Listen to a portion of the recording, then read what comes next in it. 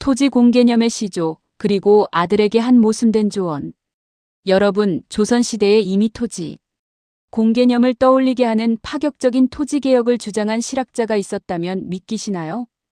바로 다산 정약용입니다. 그런데 막상 자기 아들에게는 한양 십리 밖을 벗어나지 말라며 서울살이를 권유한 편지를 남겼다는 사실 알고 계신가요? 오늘은 토지 공개념의 시조로 불리는 다산의 토지 사상과 그 속에 숨어있는 인간적인 모순까지 함께 살펴보겠습니다. 1. 다산, 왜 토지에 꽂혔나? 정약용이 살던 조선 후기, 토지는 소수 양반 지주에게 집중돼 있었고 대다수 농민은 자기 땅 한 평 없이 소작으로 살아가야 했습니다. 실학자들은 부자는 밭도랑을 이어 소유하고 가난한 자는 송곳 꽂을 땅도 없다고 한탄했을 정도였죠. 정약용은 백성이 편안해지고 나라가 부강해지려면 무엇보다 토지 제도를 고치지 않으면 안 된다고 보았습니다. 그래서 그의 개혁 사상의 한복판에는 항상 토지, 그리고 토지에서 나오는 이익을 어떻게 나눌 것인가 하는 문제의식이 자리 잡고 있었습니다. 여전제 마을이 함께 땅을 소유한다. 다산이 처음 내놓은 토지개혁론이 바로 여전제, 여전론입니다. 여전제의 기본 단위는 려, 즉 하나의 마을입니다. 마을 안에 토지를 한데 묶어 공동소유로 만들고 그 마을 사람들만 함께 농사짓게 하며 토지는 개인이 사고팔 수 없게 하자는 구상이었죠. 여전제의 핵심은 네 가지로 정리할 수 있습니다. 농사짓는 사람이 땅을 가진다. 경자유전의 원칙. 토지는 마을 공동소유, 토지의 공유화. 농사는 함께 짓고 수확도 함께 거두는 공동생산 공동수확. 마지막으로 노동량에 따라 공정하게 나누는 분배. 이 제도 아래에서는 토지를 많이 가지고 소작을 주어 지대만 챙기는 지주재병작제 같은 불로소득 구조를 원천적으로 차단하려 했습니다. 오늘 말하는 토지 공개념이 토지는 사유화돼 공익을 위해 규제할 수 있다는 생각이라면 여전제는 애초에 마을 공동소유로 돌리자는 점에서 훨씬 급진적인 구상이라고 할 수 있습니다. 3. 정전제 우물 정자 토지 개혁. 하지만 다산은 시간이 지나면서 여전제를 그대로 실현하기에는 현실 장벽이 높다고 보게 됩니다. 그래서 보다 현실적인 안으로 제시한 것이 중국 고대의 이상적 토지제도였던 정전제를 조선 현실에 맞게 재구성한 정전론 정전이입니다. 정전제에서는 토지를 우물정자 모양의 9칸으로 나눕니다. 가장자리 8칸은 각 농가가 나누어 경작하고 가운데 한 칸은 마을 사람들이 함께 경작해서 그 수확을 국가에 바치는 공전으로 쓰자는 아이디어입니다.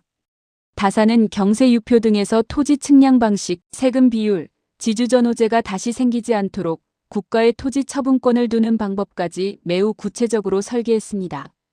핵심은 이 한 문장으로 정리됩니다. 토지에서 생기는 이익의 일부는 반드시 공동체와 국가의 몫으로 돌려야 한다. 사유재산을 완전히 부정하지 않으면서도 토지의 공공성과 사회성을 제도적으로 확보하려 했다는 점에서 현대의 토지 공개념과 닿아 있다고 평가받습니다. 4. 오늘의 토지 공개념과 다산. 오늘날 우리가 말하는 토지 공개념은 토지를 단순한 사적 재산이 아니라 국민 전체의 복리를 위한 공공재로 보고 소유와 이용을 공익을 위해 제한할 수 있다는 생각입니다. 한국 헌법도 토지의 공공성과 합리적 이용을 위해 국가가 토지의 사용 수익 처분을 법으로 제한 조정할 수 있다는 취지를 담고 있습니다. 정약용의 여전제 정전제는 현대 헌법상의 토지 공개념과 내용이 완전히 같지는 않습니다. 하지만 토지 사유를 절대적인 것으로 보지 않고 토지에서 나오는 이익을 공동체의 몫과 연결시키려 했다는 점, 지주제와 불로소득 구조를 비판하며 경제사회 구조를 바꾸려 했다는 점에서 토지 공개념의 시조격 사상으로 자주 언급됩니다. 5. 그런데 아들에게는 한양에서 십리를 벗어나지 말라. 그런데 여기서 흥미로운 장면이 하나 등장합니다. 유배지에서 두 아들에게 보낸 편지에서 다산은 이렇게 당부합니다. 아들아, 한양에서 십리를 벗어나지 말거라. 조선은 중국에 비해 문명이 뒤떨어져 한양에서 몇십 리만 멀어져도 거의 원시 사회와 같다. 어떻게든 한양 근처에 살면서 문화와 안목을 잃지 말아야 한다. 토지 사상만 보면 그는 지방 농민의 삶, 토지의 공공성, 지방 공동체를 강조한 것처럼 보입니다. 하지만 정작 자식에게는 가능하면 수도 한양 인근에 뿌리 내려라. 그래야 배울 것도 많고 사람도 모이고 기회도 많다고 말한 셈입니다.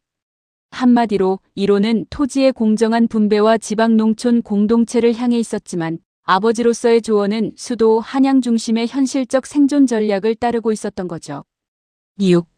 다산의 모순, 그리고 지금 우리에게 주는 메시지. 이 모순은 사실 그 시대를 살았던 한 지식인의 치열함을 보여줍니다.